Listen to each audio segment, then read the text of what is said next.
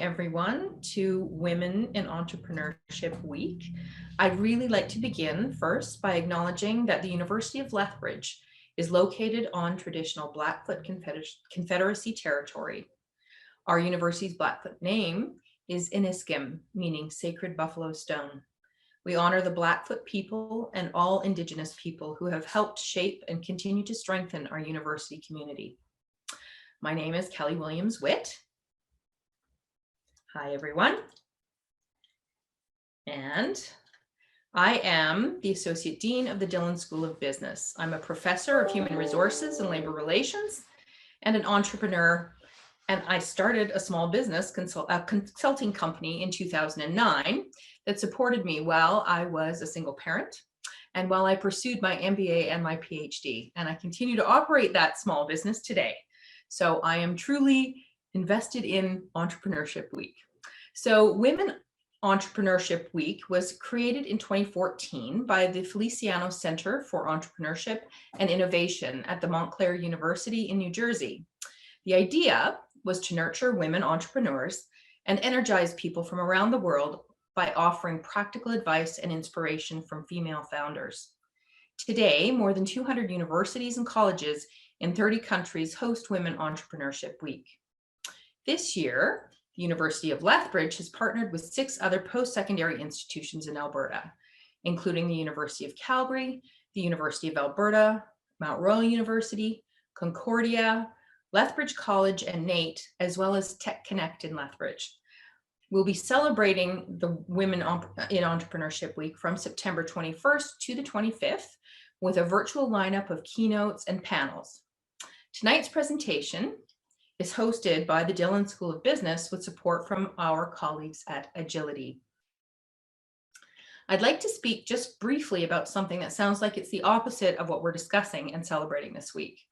I want to talk about failure. One of the things that we try to instill in our students at the Dhillon School of Business is that it's okay to fail. In fact, failure is necessary. It's how we learn what works and what doesn't work. It's how we become resilient. It's how we create sustainable success, because success is not an endpoint. If there's anything that COVID-19 has taught entrepreneurs and business owners, it's that the world will change, and you can only have sustainable success if you learn and adapt along the way.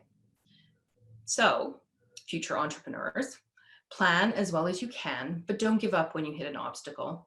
Figure out why it's there. Go around it, go over it, or move in a new direction if that's what you need to do. Failure happens to every entrepreneur, but the ones who achieve their dreams are the ones who get back up, dust themselves off, learn from their mistakes, and forge ahead. Resilience and sustainability are familiar themes in the Indigenous community. We are very excited tonight to have some special guests speaking about the Blackfoot Women's Empowerment Project. Now, I will follow the advice of Walt Disney, who once said the best way to get started is to quit talking and begin doing. So I'm going to turn the virtual stage over to Rhonda Crow, our coordinator for the Dhillon Indigenous Governance and Business Program. Rhonda.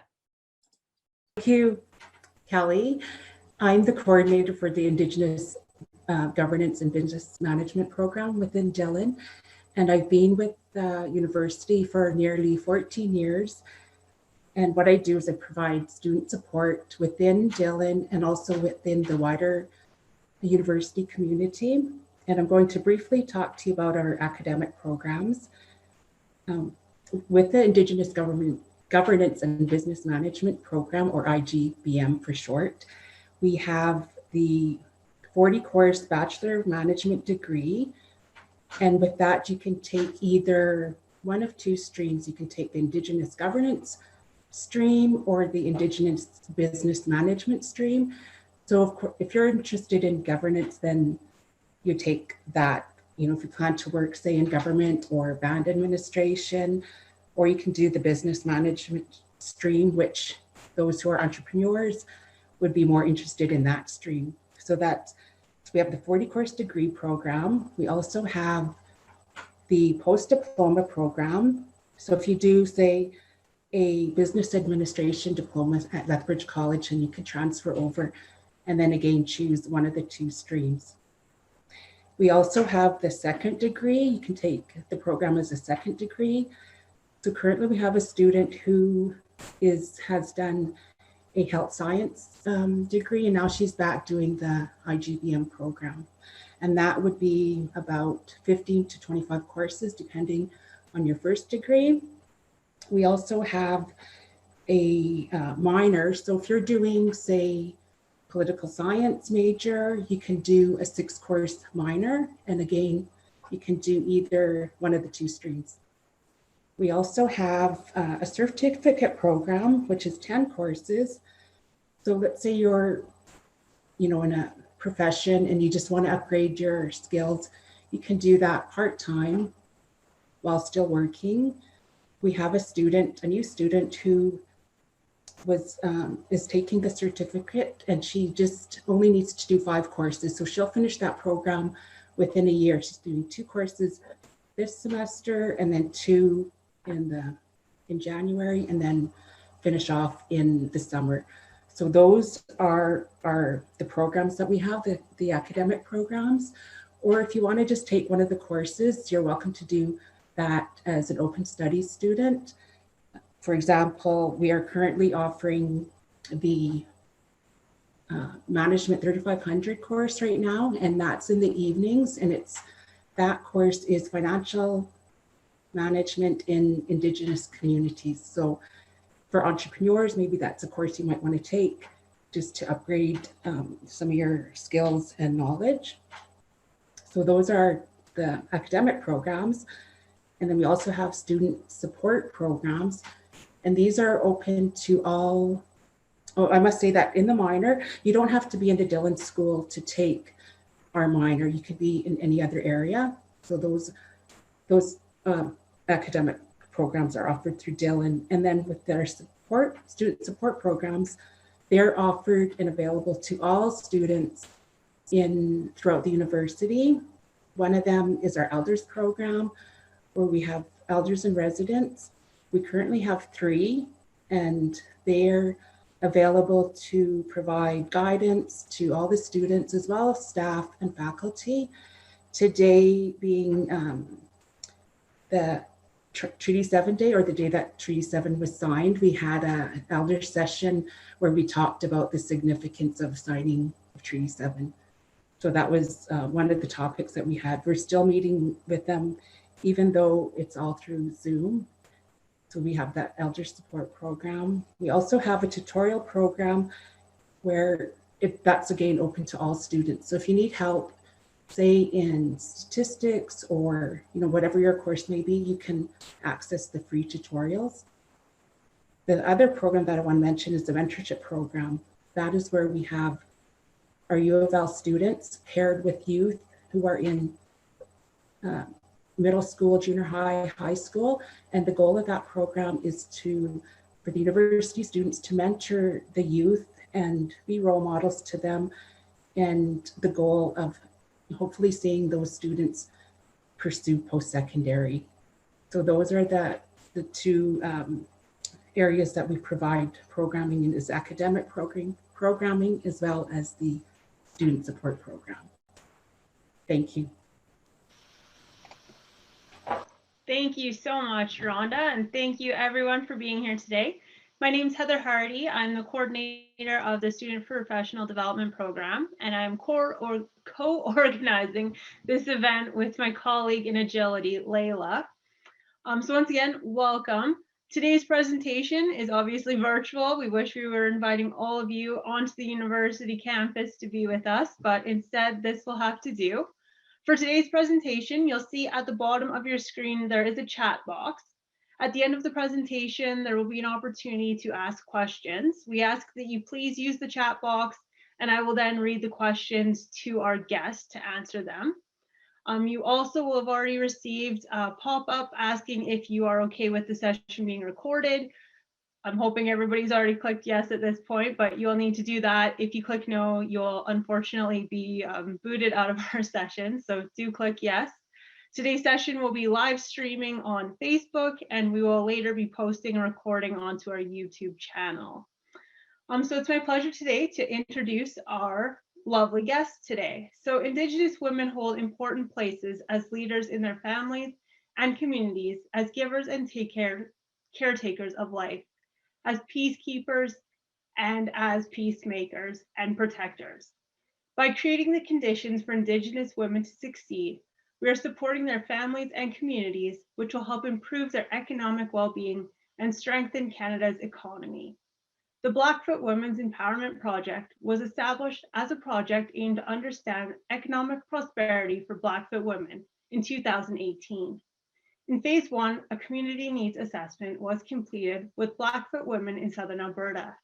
As the women's voice was gathered, it was later placed into a funding guidelines for the grant.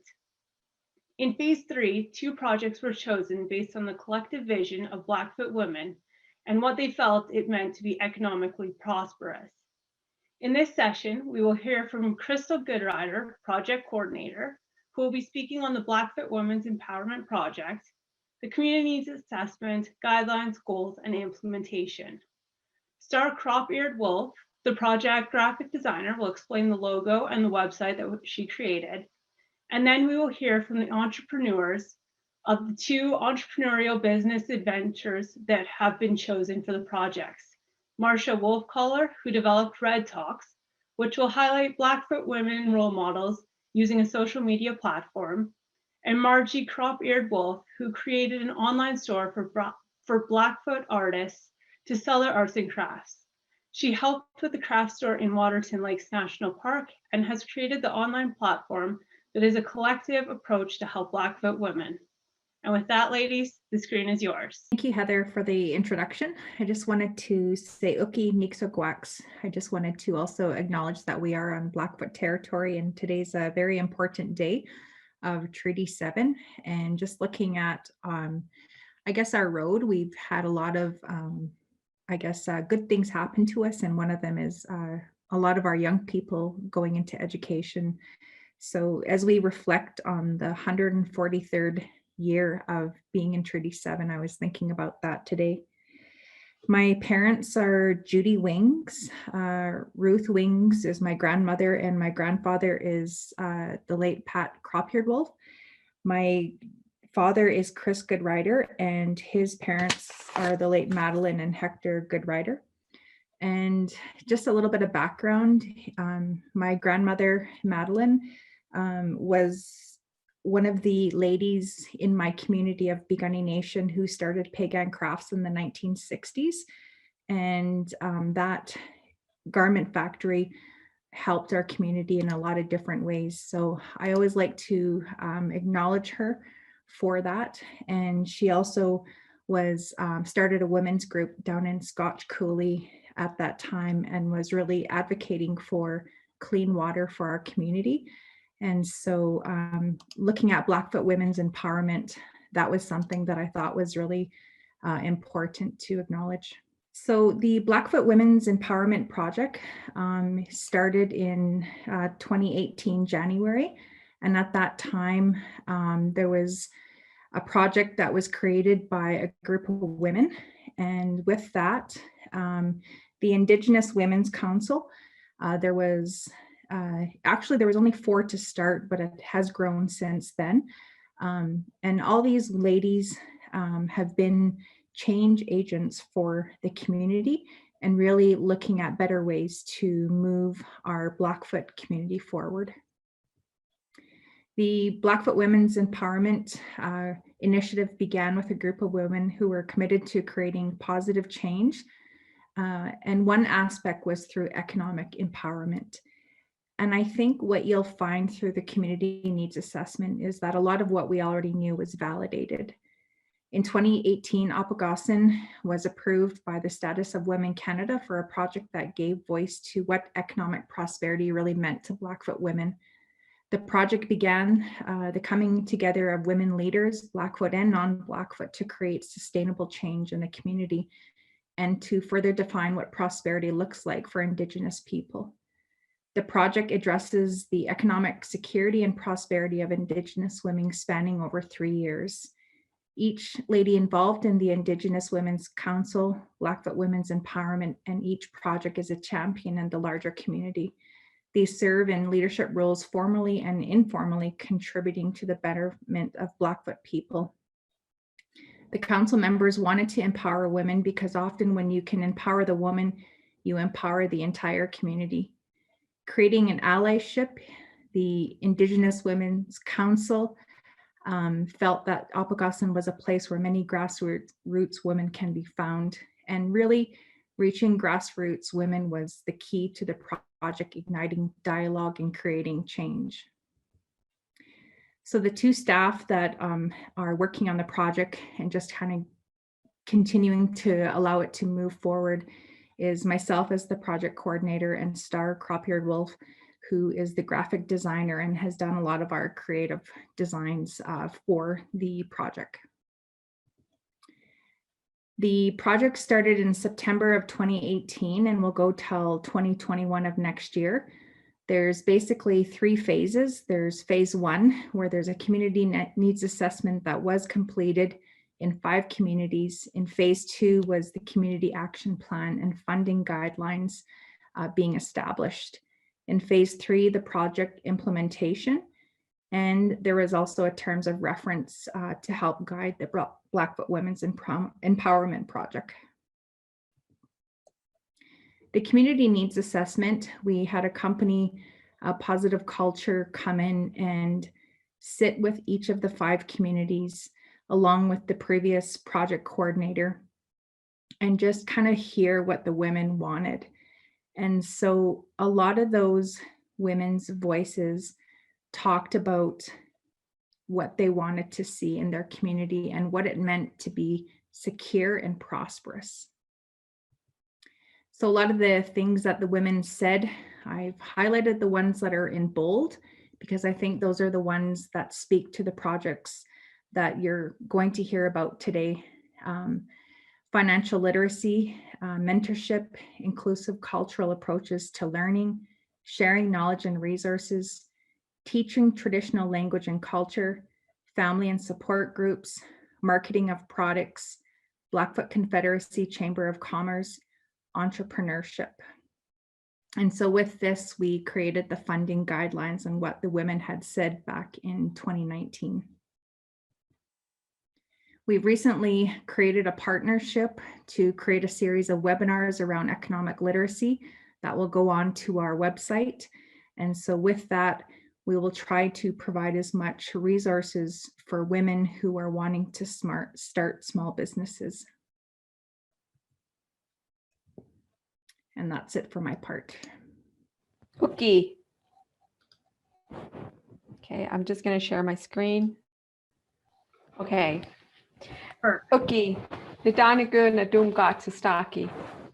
My Indian name is Holy Rapid Woman. It was given to me by my my parents, Clement and Pauline Dorr. My grandmother, Rosa Dorr, and it was given to me from she was an old lady, a wise old lady, and it was a name that was passed down to me when I was a little girl. So I honor that name. So I just want to introduce my project. My project is called Red Talk Masterclass. And I'll go through it a little bit more, but first, who am I? Well, my name is Marcia Wolf Collar. I'm a mother of 3 and a grandmother of 6 grandsons. And I don't have any granddaughters yet, so I'm waiting for that one to come and arrive. And I'm a member of Siksika Nation. I've been on leadership role for approximately 6 years. I served on the Siksika Nation Chief and Council, and it was an honor and a privilege to serve my community. I currently own the owner of Empowered Reschick, and also I'm the lead for the Red Talk Masterclass, which I'm very excited to begin this journey. So as you can see, this is my grandmother. Her name is Rosa Dorr, and I grew up with my grandmother. She was a very strong Blackfoot woman, and she really taught me a lot of skills, I guess. When my grandfather died, which was early in his 50s, my grandmother took over, and she, I think I learned so much from her. It was almost like she just picked up when my grandfather passed away. We had a farm, we had the ranch, and I learned a lot through her. And having a garden, growing up with a garden, and she did a lot of beadwork. She beaded my outfits, and so I really enjoyed going to the powwows, going to events with her. And so she is one of my inspirations today. So I miss her dearly. And so she's always really encouraged me. Second is my mother. My mother, as you can see at the top, she's actually from Musqueam, Samson Cree Nation. And so she's been in our community, as you can see, down below is her residential school photo. And so she came to Siksika many, many years ago, met my dad. And I guess for me, I have, I'm the oldest of 4, so I have a sister and 2 brothers. And yeah, so I'm just really, she's always been a huge support for me, and as well as my daughter too, as well, is on the other side there as well. My daughter is completing her master's through Gonzaga University, and she's going into traumatology, and she wants to be a traumatologist. When I first heard that, I wasn't really sure what that was, and but there's been so much trauma in First Nations communities, and so she wants to help be a part of that healing. And so last year, on International Women's Day, I was honored, one of the honorees, the 32nd honoree to receive and become a member of the Blackfoot Women Stand and Headdress Society. So as you can see here, the photos there I have, so I'm very honored and to be a part of the society. So I was also very excited to learn when my proposal was accepted.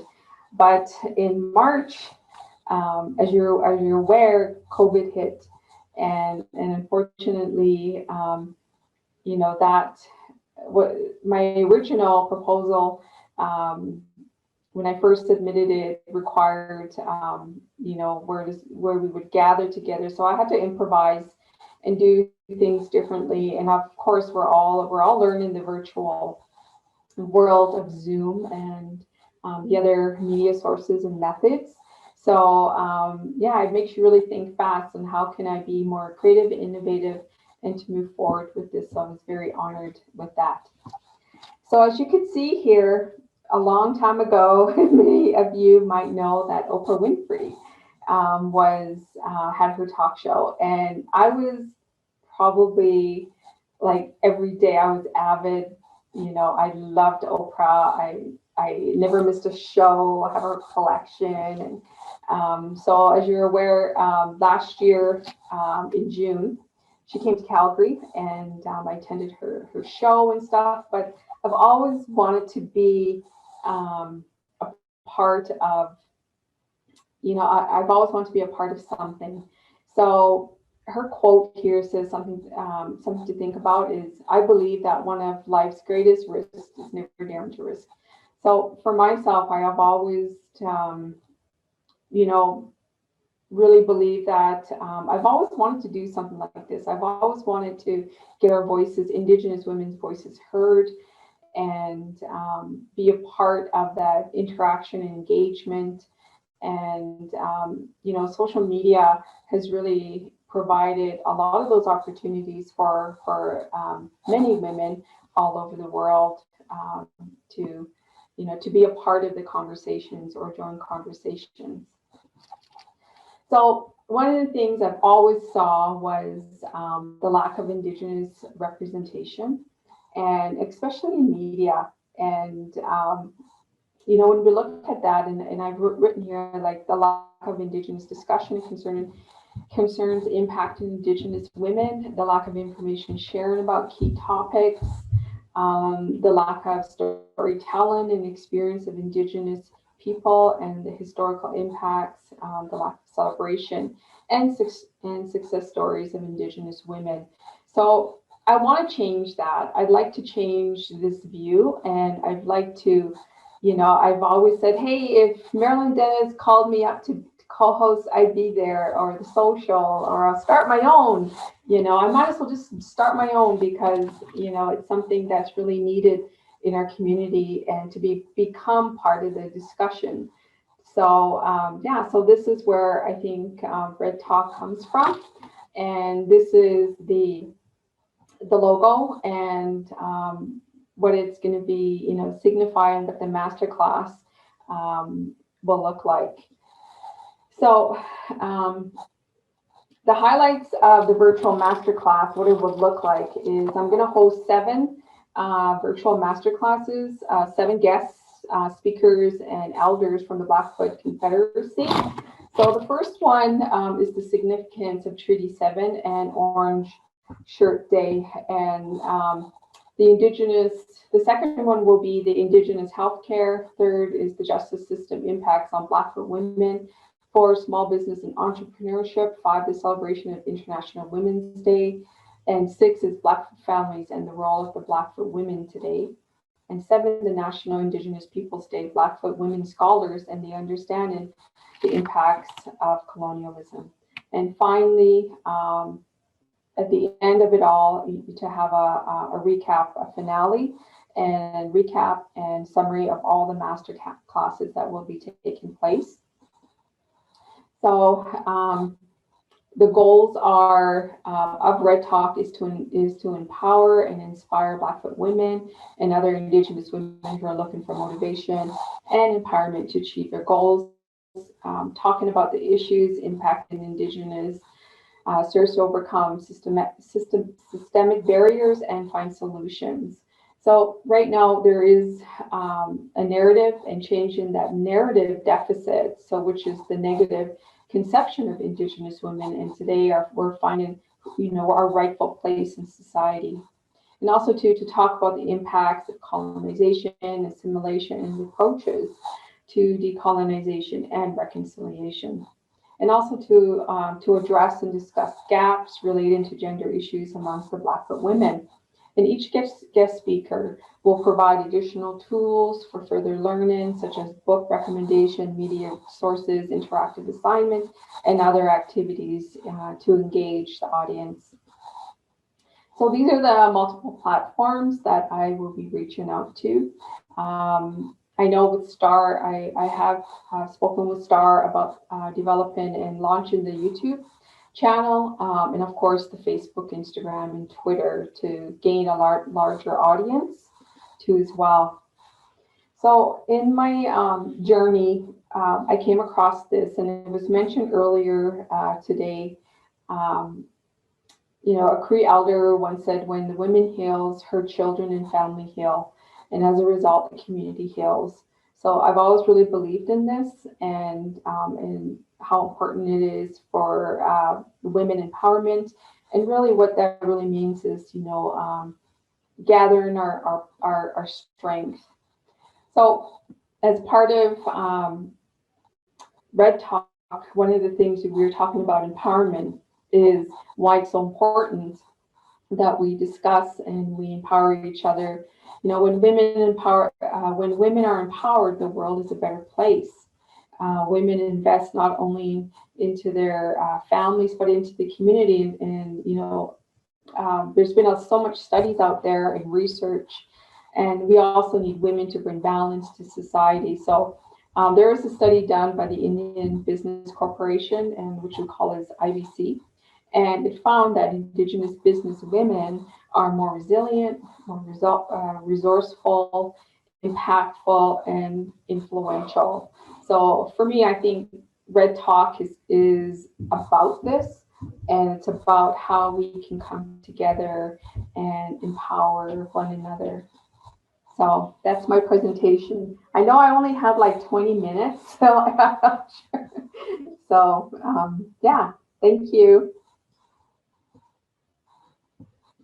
So I don't have any slides to share with you all today, but I do have my words. So Let me start by introducing myself. Oki Nitanako Anako Punokaki. I'm Marjie Crop Eared Wolf, and I'm affiliated to both the Shohwetnik Nation in Kamloops, British Columbia, and Kainai, which is part of the Blackfoot Confederacy in Alberta. And I'm the proud applicant under the Blackfoot Women's Empowerment Project. They approved my proposal, Paahtómahsikimi Craft Store, which would be addressing the economic security and prosperity of Indigenous women. Currently, my job position is I am liaison for the Blood Tribe and Waterton Lakes National Park, and I work with a board of Blood Tribe elders. So with the grant that I received, I'm in the developing stages for a craft store within Paahtómahsikimi Cultural Center with an online presence. And we have access to a building within Waterton Lakes National Park that we have used as a cultural center since 2018. And the craft store we develop will be filled with inventory that's going to showcase authentic handmade Blackfoot arts and crafts made by Blackfoot women artisans. And the grant funds will create economic prosperity for Blackfoot women artisans and will be divided into purchasing inventory, payment to contracting specific works to be displayed and for sale in the craft store, administration costs for our online presence, and for COVID accommodations. So I wanted to create a space for Blackfoot women to tell their stories about the art that they're creating, sharing how they learned, who taught them, and how they keep it going. The teaching aspect amongst their families and within their communities. And this can be showcased through text that will be found in the craft store and online, where we will showcase featured artists monthly. So far in my development, I have collected inventory from 13 Blackfoot women artists and their small businesses so far. Christina Wells of Wells Designs, Albertine Crowshoe of Bull Plume Studio, Jennifer Laframboy Wagner, Marcia Wolfcaller, Star Crop Eared Wolf, Joe Bird, Vanessa Brave Rock of Imprints, Sadie Goodstriker, Cindy Running Crane of Crane Awaken, Shell Crowchief of Sugapi Creations, Ellie Healy, Nikisha Mini Fingers of Apani Lashes, and Winter Eagle Plume.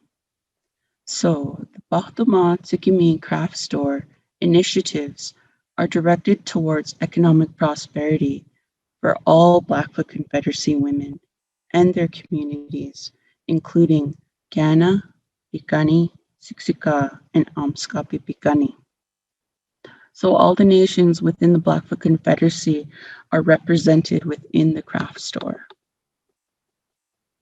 And the money that we make from selling the arts and crafts will go back into purchasing more inventory for the store, perpetuating economic prosperity for these Blackfoot women. And the Blackfoot women artisans will be given the space to tell their stories and their entrepreneur businesses. Excuse me.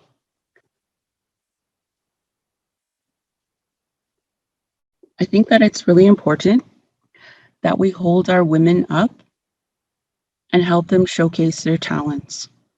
The store and the online store will promote Blackfoot women, giving them space to have their input on their marketing and the promotion of their work. We want to create long-standing relationships and engagement with the artisans and the craft store. And because Waterton is a high tourist area, the craft store can extend its reach and positively impact other communities, especially the online store. Because Waterton Lake National Park is only open during the summer and the spring season, but online, we can keep the sales and the inventory, purchasing, and the revenue going throughout the year, creating a viable and long-standing economic security and prosperity.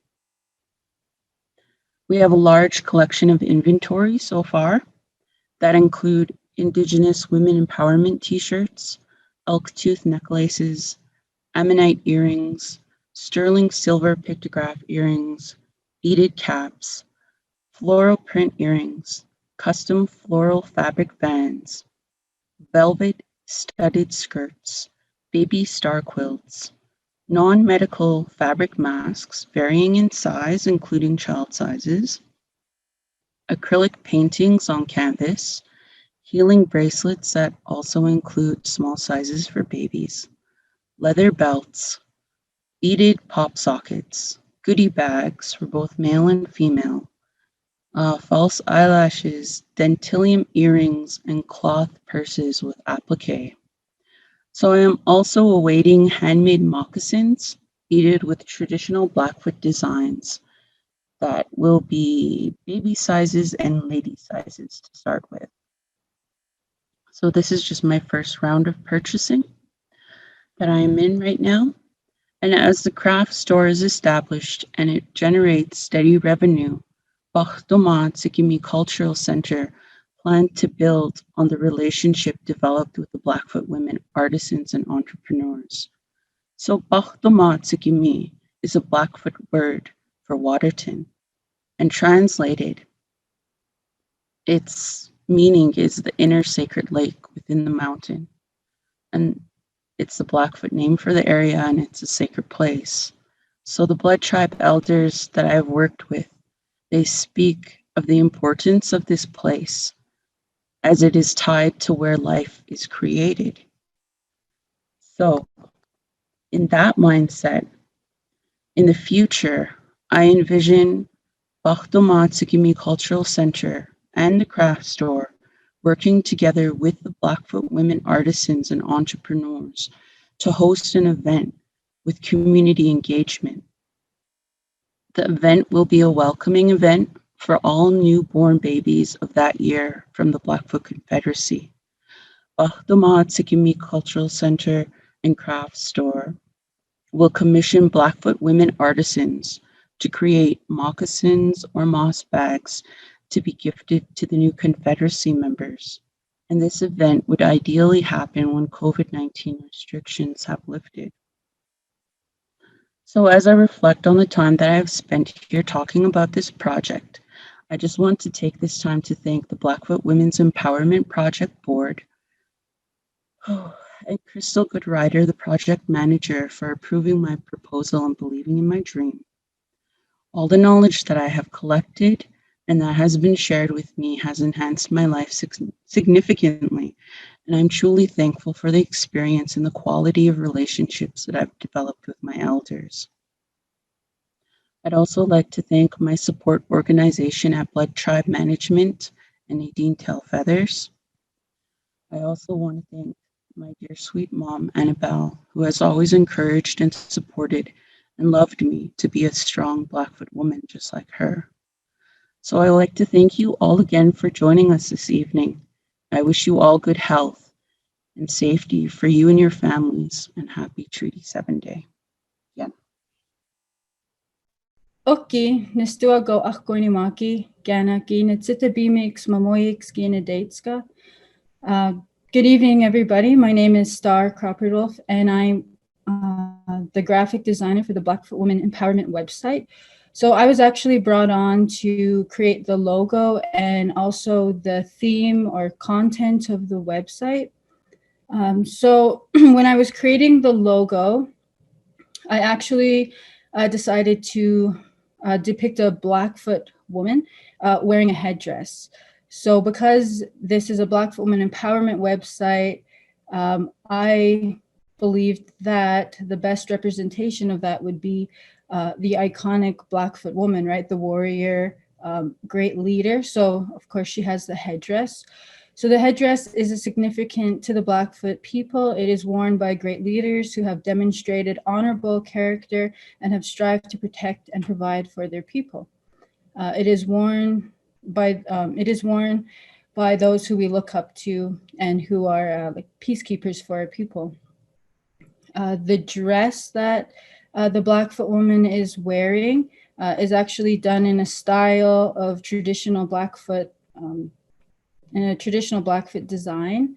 So it has like a little, the beaded top, the cape part has like a little dip in it, which is a traditional Blackfoot design. I tried to use only those colors that were related to traditional Blackfoot colors in the design. Behind the woman with the headdress, there is a starburst. So that is basically just like the energy behind her, all of the like elements, just everything that created her is there behind her, guiding her, right? So beyond that, there are circles around the logo, and those are supposed to represent like the clans, communities, families, right? And this continuous connection to them all. So that is the logo. And then so for the website content, when it was given to me, the first thought that I had was, okay, well, it's Blackfoot Women's Empowerment. So what makes somebody a Blackfoot, right? And so what makes us Blackfoot is our rich cultural history, and that is reflected in our landscapes, right? The land has a lot to do with all of our cultural history, right, and knowledge. And so I decided that landscapes was going to be the theme, traditional landscapes of the Blackfoot people. And so the website is full of images of very significant sites relating, of course, to the Blackfoot people and the history of them. So also in the photos, there are plants too that were important, like medicines and ways of healing our people. And so I thought that those were a very important images to show, to give empowerment back, right? Because if we want to continue to be who we have always been, then we need to find ways to incorporate knowledge, right? And share that knowledge that we have been given. So when somebody visits the website, they're not only getting knowledge, but they're also getting inspired, right? Like reading up on these places maybe they didn't know existed, and then now they can go and visit them, right? And get that exposure and that connection to the landscape. So yeah, so that's what the website is going to look like when it's up. And so yeah, it's a place to inspire and gain knowledge is what I was striving for with the theme of the website. So yeah, that's basically what I have to say about the website. So thank you for listening to me. So in closing, just wanted to share some definitions that we've been able to gather through the community needs assessment. And the community needs assessment, the women started to define what security to prosperity meant for them, and also how it looks moving forward. So moving forward, Blackfoot women are prosperous and help one another. Sharing and supporting one another with one another is prosperity. To be prosperous is to have our community caring about water, parks, and each other. Security means women with skills and wisdom to take care of their families without money, rather hunting and knowledge of the land to gather what you need. Security is knowing who to call and knowing they can help you. Security is knowing how to use your resources. Blackfoot women's security is our children are safe, women are knowledgeable and stable, exposing our spiritual connection in the community, teaching our men, being able to trust people is security. Women are in leadership roles in the community alongside men. Blackfoot women's prosperity Prosperity means encouraging our membership to support each other by building trust, living daily by our Blackfoot value system, having a shared purpose. Women have their voice and power. Again, that is the end of our presentation. Thank you. Thank you so much, ladies. I know if we were all together, you'd hear our round of applause, but you'll have to hear mine. Thank you so much. That was fantastic. To our audience, we have the chat open. If you do have any questions, please type it in there and I will read it out to our lovely panelists. I will just kick it off to start though. Ladies, you have some amazing projects. Wow, that was amazing to hear all of the amazing things you're doing. I'm just wondering, do you have any mentors that you follow? And are there other women that you look up to that perhaps people in our audience might want to consider following as well? I guess I'll share mine first. I was actually in a life coaching about 1.5 years ago. I was I guess working with a mentor, and one of the things that she asked me to do was to go find a mentor to help me. And just by chance, I had asked Tanya to be my mentor, and she has really humble and kindness and generosity that I really, I guess, found that I was lucky to get that. And so if you look at mentors, I would say that is one of my mentors.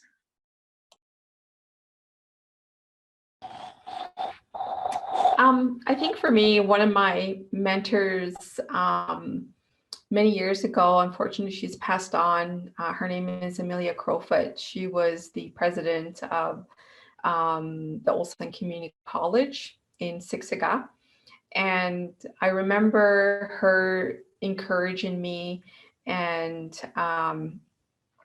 just really giving me the opportunities, I guess, that I needed, and seeing things in me that I didn't even see myself.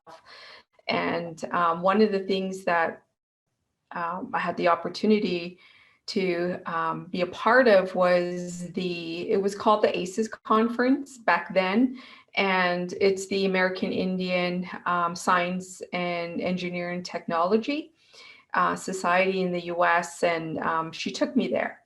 And when I went there, and this is part of that, that scope, sometimes, you know, we have our lens, sometimes we just see, you know, we only see, you know, what we see in front of us. We sometimes, you know, have to take the blinders off and see what's more out there available. And when I attended the conference, it really opened up my eyes, and the possibilities were endless. And so I think for me, she was one of the women that really, you know, impacted my viewpoints, and not only through education, but through encouragement and just that mentorship Crystal talked about, and how they kind of lead you and guide you.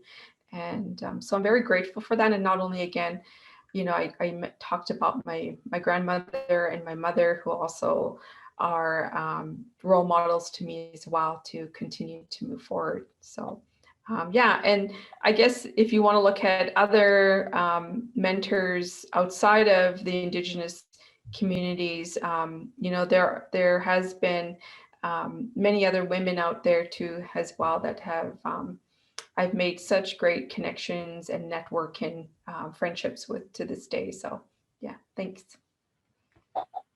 Wonderful. Another question. Throughout your projects, Marjorie, Marsha, has there been any lessons learned that you could pass on to any of the people in our audience who might be thinking about their own entrepreneurial endeavors? Oh, yeah, you know, you have a plan and you can make all the plans you want to, but sometimes things aren't always going to work out. And what I find is those challenges aren't to deter you, but to push you. And make you stronger. So, I've run into quite a few problems along the way trying to get everything developed, and there's other schedules at hand. So it's best, like the ladies had mentioned before, having a mentor, having someone to help you, reaching out to your network, trying to see if people are willing to come to your aid if you run into those challenges. And just remember to breathe. It'll all work out in the end. Believe in yourself. And yeah. I hope that helped and answered your question.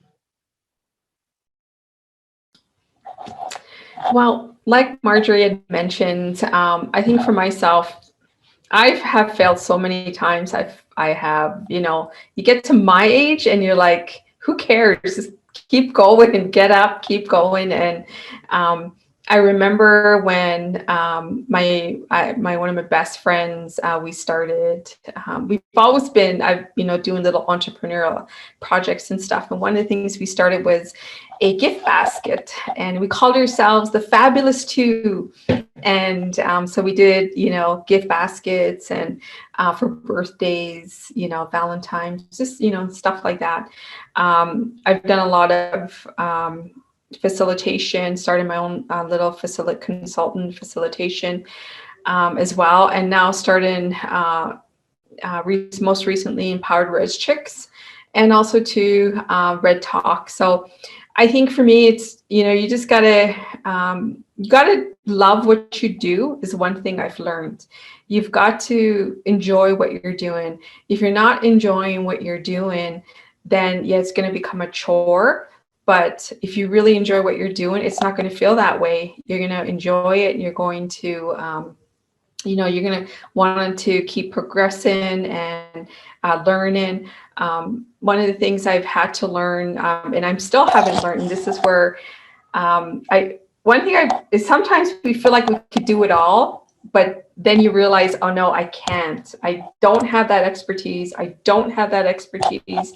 And I'm so grateful that Crystal's there and Star is there too, because they have the expertise, or Marjorie has that expertise. But I think, you got to know where your limits are and your boundaries. And that's what I've learned is I'm good at a lot of things, but there's just some things that I'm not. And that's where I need to go and get help. And it's okay to ask for help. And sometimes you just got to keep working it, going back and reworking it. So those are some of the things that I've learned at this point. That's great. I love that. Definitely don't be afraid to ask for help. That's really good advice. In the interest of time, I'm going to ask one last question. Before I do that, though, a quick question, Marjorie. Somebody from the audience is asking, how can people access the online store and when does it open? The site is actually to be opening probably within the next 2.5 weeks. And so we've just been ironing out a lot of the technical stuff. And so once that's all completed, we'll do a couple trial runs and then it'll be up and going. The website is www.blackfootwomen.org. And that is the URL that you can access for online shopping. And so, like I said, we're just ironing out the final details of the website and just kind of going through and reviewing the content. Wonderful. Thank you. And last question to our entrepreneurs. How do you both stay motivated and push yourself onto that next step? Do you have any practices that you have in place that might be helpful for some of our viewers?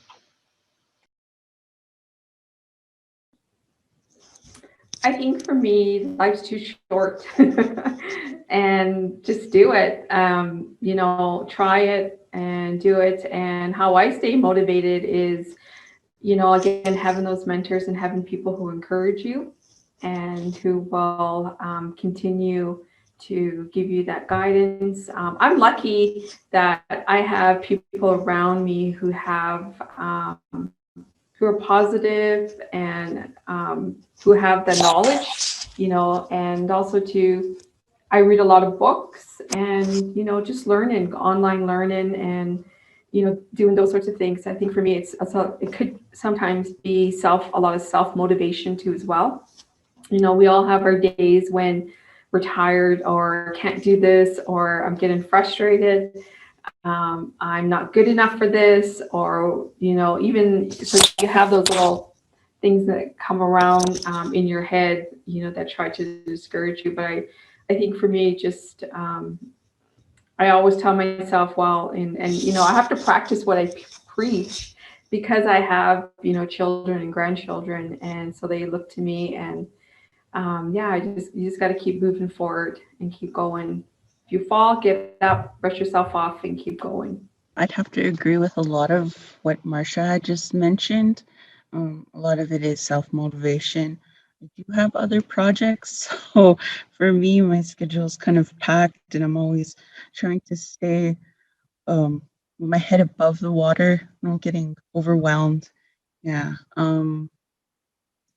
So deadlines work good for me. Also having that network helping you when you need them, that helped me get through a lot and be motivated also.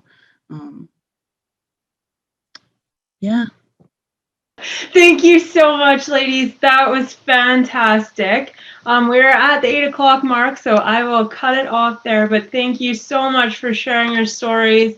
Thank you for talking about the project, how the logo was created. It was all fantastic information. I really hope that our audience was able to take a lot out of that. So thank you so much for your time and for preparing this for us here today.